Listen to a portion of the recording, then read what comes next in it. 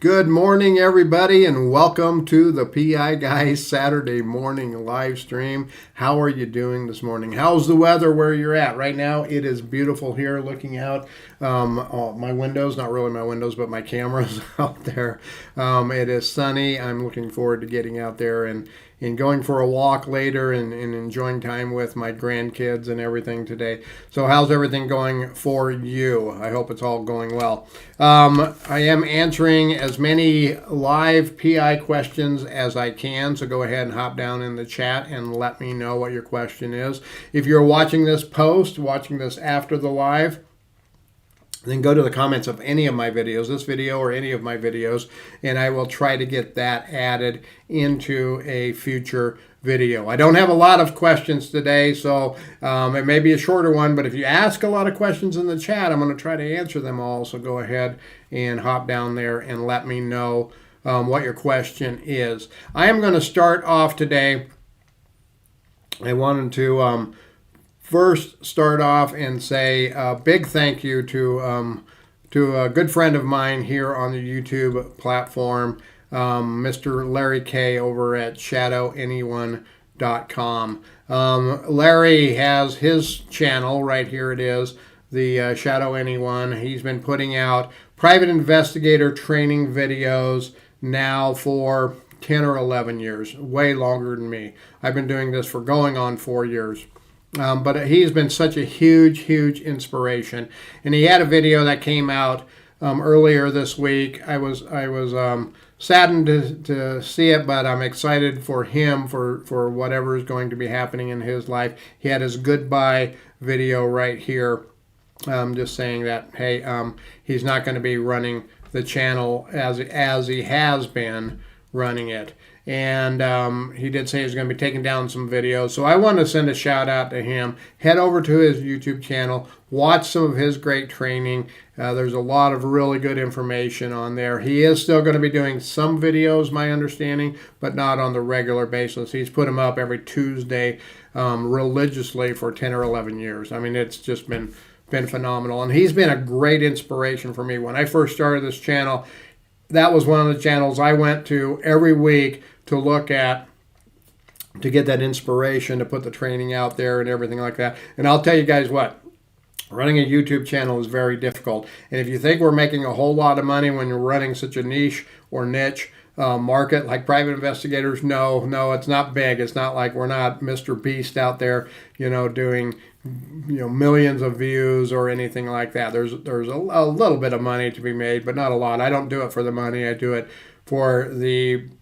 pleasure of being able to train people. And Larry was the same way. He just really enjoyed doing all the training. So a big shout out to Larry for that. I also want to, it was kind of interesting because it came on the same week. Just a couple of days ago, I got this in my email, and that was basically a little award through vidIQ, which is a software that I use to help me manage the channel. But I hit 500 uploads, and not quite. I think March will be 4 years. January, February, yeah, I think around March will be 4 years on the channel. But I hit 500 uploads, and that's really big. And that's thanks to you. That's thanks to all of you watching my lives. That's thanks to all of you watching my regular videos, all my shorts that I've put up in the past, things like that. That's really inspired me. I'm putting out videos on a regular basis, 2 or 3 times a week. Generally, right now, it's Mondays and Fridays. And then I have my Saturday morning live streams. But, I just wanted to, say thank you to all of you out there for inspiring me so much to be able to get to that point. See a lot of people hopping in. Go ahead and hop down in the chat and let me know what questions you have for the PI guy. I'm going to try to get to as many as I can. We're going to start off right now with our first question from Dazzle 5137. In Ohio, you are required to have 4,000 hours of investigative experience. Do insurance companies hire PIs as employees? And if not, where do you suggest I start to obtain my 4,000 hours? And Dazzle was watching that video right there. It was one of my live streams last week or the week before. I believe it was last week, learn how to become a private investigator. It was my Saturday morning live stream, and he was watching that, and he had popped this question in the comments. So in Ohio, you have to have 4,000 hours of investigative experience for your licensing. And here in Colorado, when we had licensing, you had to have a certain amount to get to certain levels. In most state licensing, you have that requirement. And it's really tough for people to be able to get to that, because how do you get the experience if you can't get the license?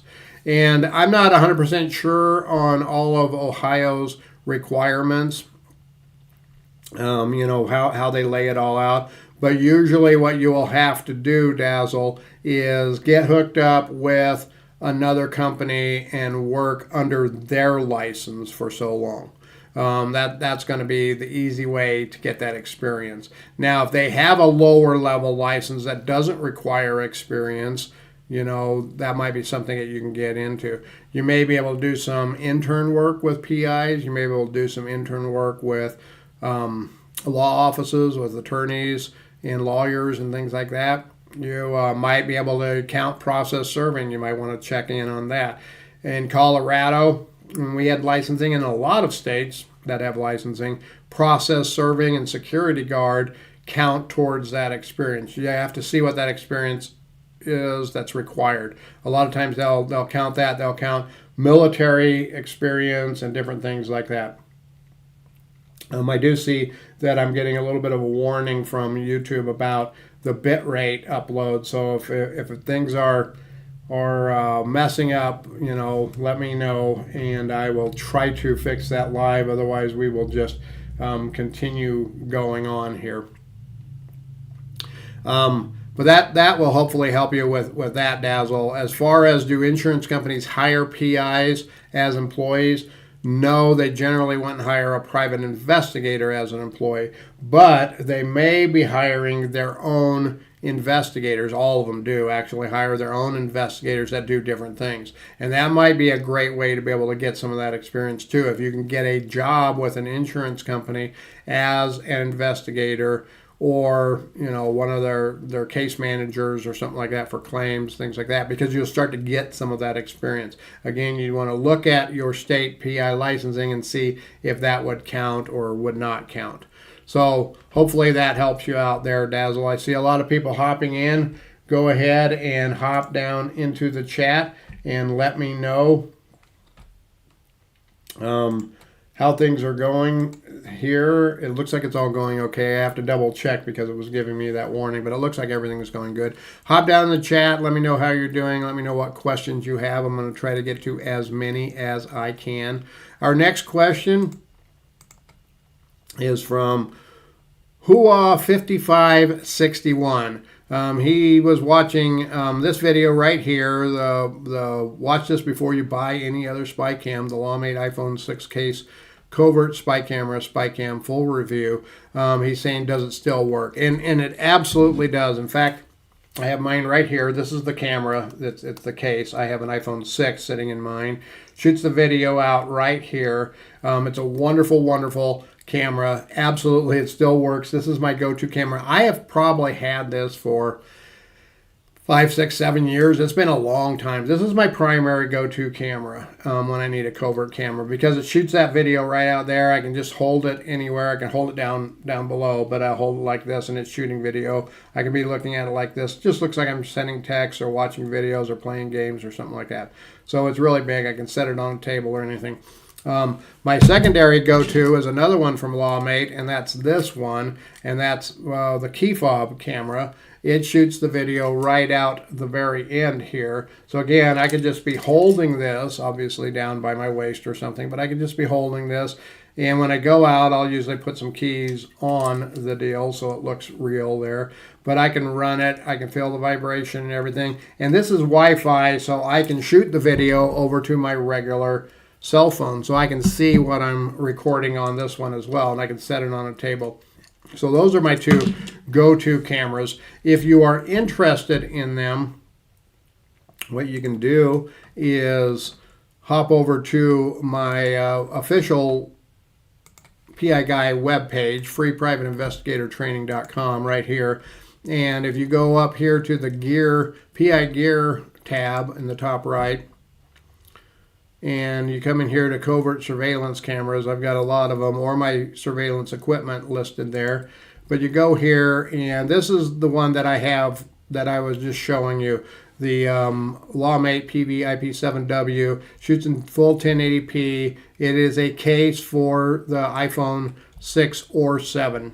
So this is the actual camera right here. And you can get an iPhone 6 or a 7 and pop in there. You do not have to have a cell phone connected to it to work. You can just flip the switches right here and turn it on, and it will start recording for you. So you don't have to have a camera in there.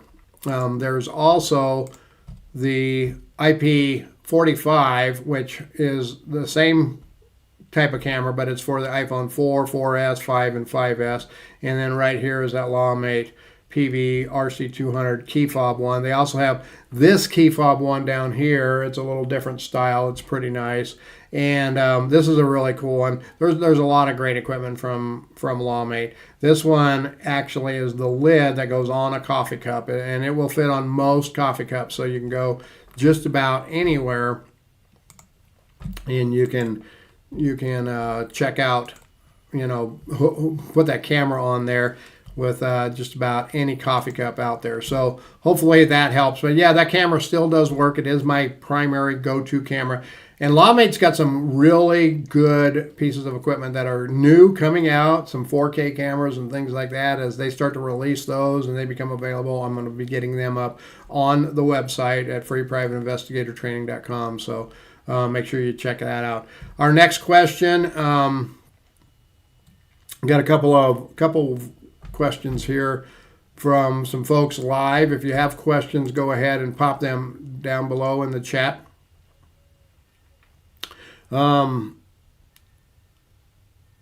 Monty and Mia say, good morning. I see we are in Fowley together. Never would have known about local associations if not for you. My question, can you have more than one sponsor as an intern? Great question. Thank you so much, Monty. And I am a member of Fowley. Fowley is the Florida Association of Licensed Investigators.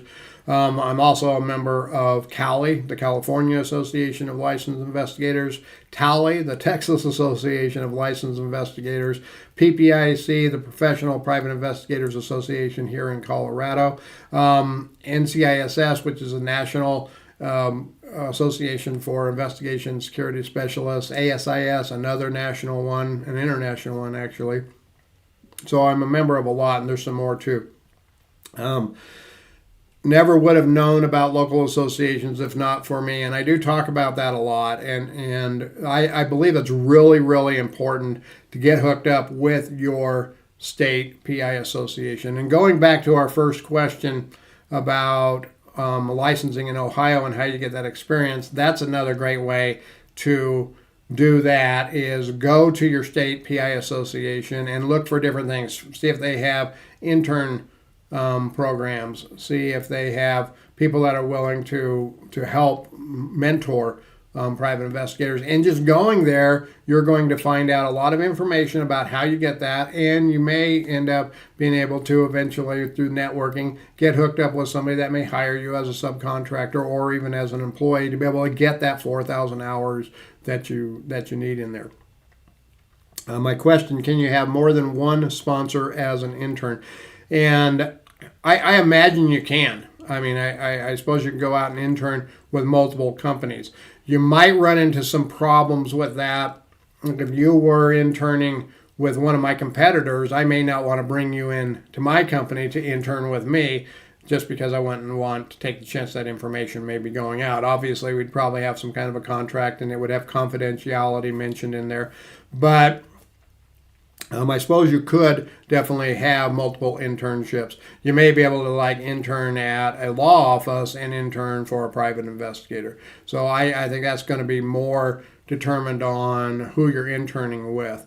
Now, as far as licensing, if they require you to intern, and every state's a little different on licensing, but if they require or allow internship, they may have stipulations that are different, that say you can only work with one company. I don't know about that. Colorado never really had that in their licensing when we had licensing. So I hope that helps, Monty and Mia. David McIntosh, what is the best method of advertising for private investigators? Great question. And it is tough out there to get advertising. I'll tell you what. When I first got started, I did a lot of advertising on Google. But Google is really cutting down on private investigators' abilities to advertise. And I've had ads up and then they get shut down. And then in talking with people, talking with people at Google, I found out that the reason they were getting shut down is because in some places in the world, private investigations is considered a scam, probably because there's a lot of private investigators out there scamming people, doing the wrong things. They're providing information that they shouldn't be providing and things like that. So instead of just localizing it, they just shut it down altogether.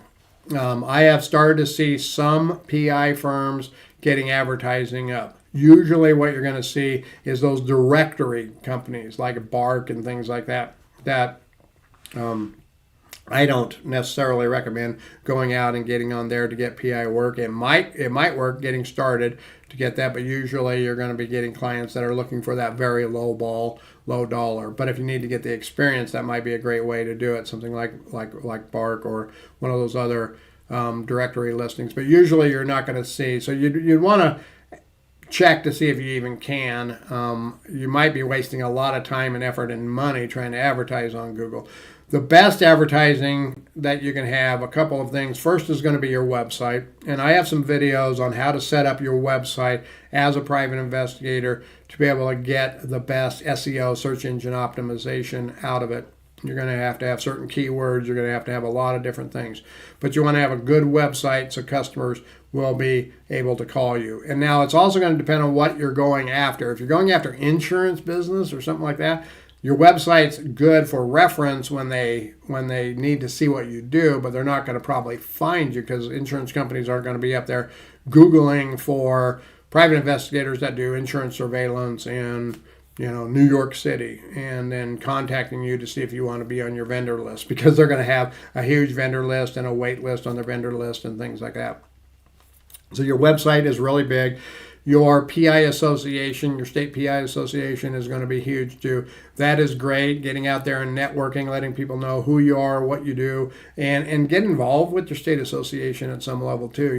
Get on a committee or get on the board, do some free training for them. That really gets your name out there. But everything is a long-term investment. You have to remember that. Like when you get involved with your state association, it's going to take several years before you start to see any kind of, or it could take several years before you start to see any real return on investment. As well with most marketing, it's not going to be like I run an ad and then all of a sudden I start getting, people calling me all the time. It's everything takes time to do that. And even setting up a website, it is going to take months, at least 3 to 6 months before you start to see results immediately. So hopefully that helps, David. And if you want, go to the channel after this video and go through. I have a playlist on how to run a private investigator business, and go through there. I have several videos on different types of marketing and advertising and how to set up your website and things like that. So I hope that helps. See a lot more people hopping in. Feel free to hop down in that chat and let me know. I'm just checking because I keep getting some warnings. Maybe the internet is getting a little flaky here. I keep getting some warnings from YouTube about the stream, but it seems to be running fine. You let me know. How's it working out there? Are you able to see everything, hear everything? Going on to my next question here. To figure out where I'm at and everything.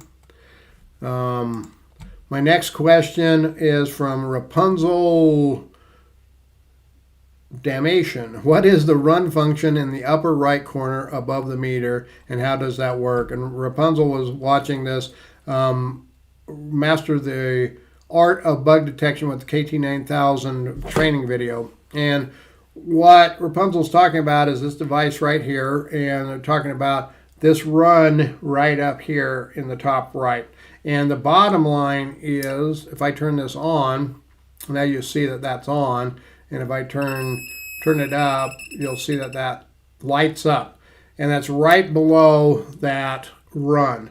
And what that run really is just an indicator. It's not a function per se that shows you that does anything for it. So that's what that is. And it is a little deceiving because it looks like you should be able to hit it and it does something. But that's just telling you that it's on. That's saying if there's lights there, it's on. If there's no lights there, it's not on.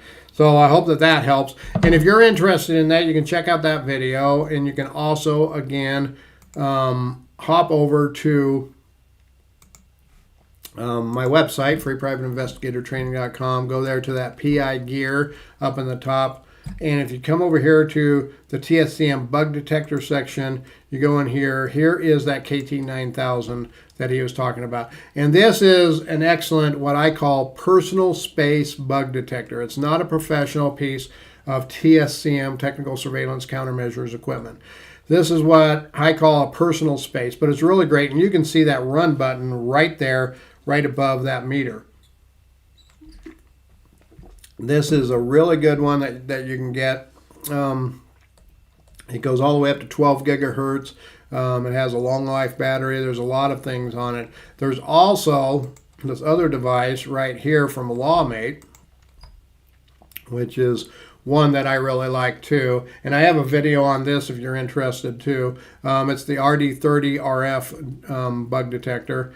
It's got the hidden camera lens detector built right into it, but this has some really cool features like it will find wired cameras, and you'd have to watch that video that I have, but it'll find wired cameras, not just wireless cameras. And it has a near field, so I can turn it into low sensitivity, so it has a near field option in there as well. So that's really nice with that one. But either one of those devices are really good devices. So I see a lot more people still hopping in. If you have questions, hop down in the chat down below and let me know. If you're watching it post, obviously you can go into the comments of any of my videos, and that's where I get a lot of my questions, is the comments of my videos. So go into the comments and let me know what your question is. Our next question is from Basic Programmer 6147. Can PIs in a divorce case where there is an order of protection be allowed to see? I'm sorry I didn't get that transitioned over there for you. Can PIs in a divorce case where there is an order of protection be allowed to see what the husband is looking up on his laptop after he has been removed from the home? A Basic Programmer was watching that video right there, the Private Investigator Surveillance Tricks. Another one of my great PI, Private Investigator Training videos. If you want to go to the channel, you can check that out. First of all, I love the name Basic Programmer. I dabble a little bit with computers, as a lot of people that know me know, and I actually went to school for computer programming, working in this is going to age me, things like Fortran and Cobalt and stuff like that. But I absolutely loved Basic when it came out. A lot of different Basic languages, but it was one of my favorites. TI-99-4A was a huge favorite of mine to program on, the TI-99-4A computer that hooked up to a TV. In fact, I had a software company way back that I tried to write. Well, I did. I wrote games and sold them and stuff like that. But later just decided that wasn't the path I was going to take. Anyway, going back to Basic Programmer's question, can PIs in a divorce case where there is an order of protection be allowed to see what the husband is looking up on his laptop after he has been removed from the home? First thing I want to say is I'm not an attorney. I can't give you legal advice. So I would say you'd want to talk with an attorney before you would hire a PI to do that, or if you are a PI, before you would ever do that. You want to make sure you're working for an attorney, and you want to make sure that your attorney, not necessarily your client's attorney, but legal counsel for you would say that it's okay to do that. Hey, Skip Tracer, how are you doing? Good to see you there. I would be a little leery just going through their laptop, because I believe in a lot of situations people have a right to confidentiality, a right to privacy, reasonable expectation of privacy, even with things like that. If it's his personal laptop or his work laptop or something like that, and you're going through it, that could be questionable. Now, there's the legalities of it all. When you're married, my laptop belongs to my wife. My wife's laptop belongs to me. Everything's marital property. But if I have my own password on it and somebody brought in a computer forensic person that sticks a thumb drive in it and reboots it and is able to access stuff by going around that, if the other person doesn't know the password, I believe you could really get yourself into a lot of legal problems and civil problems as well. So you definitely want to consult legal counsel with that. You also have to weigh those risks with the potential benefits. What do you think you're going to find on there? You know, are you going to find emails of him talking with his girlfriend? And is that going to help or hurt your case? In a lot of cases anymore, unfortunately, it doesn't matter if somebody's having an affair when it comes down to divorce. Now, who they're having an affair with and what they're doing may play a role in child custody. For instance, if the husband's having a relationship with somebody that's, has felonies in their background, if they're a drug dealer, things like that, that could play a big role in child custody, but may not necessarily in the divorce situation at all. An example here in Colorado and a lot of states, and again, I believe from a personal perspective, this is very unfortunate, but it doesn't matter. Anybody can get a divorce for any reason or for no reason. You don't have to have a reason to get a divorce. And it used to be that you had to have a reason and you had to take certain steps to try to save the marriage and things like that. But it doesn't matter. So somebody having an affair isn't going to make a darn bit of difference whether they're going to give you the divorce or who's going to get the house, or you're going to split everything up 50-50. And so it doesn't really matter. So you really have to weigh the benefits of those things, and see, is it even worth going to that level. And then just going through the laptop and looking yourself isn't really going to do a lot of good, because you'd have to have somebody else do it. So you would want a PI. You'd probably not just want any PI. You'd want a computer forensic person to be able to look at it so they can document how they did it and make sure that they maintain the chain of custody with all of that. So hopefully that helps. That's all the questions that I have for today. So if you're watching this post, feel free to hop down in the comment of this video or any of my videos and put a question in there. I'm happy to get it up on a future live stream. And I hope you all have a good weekend out there.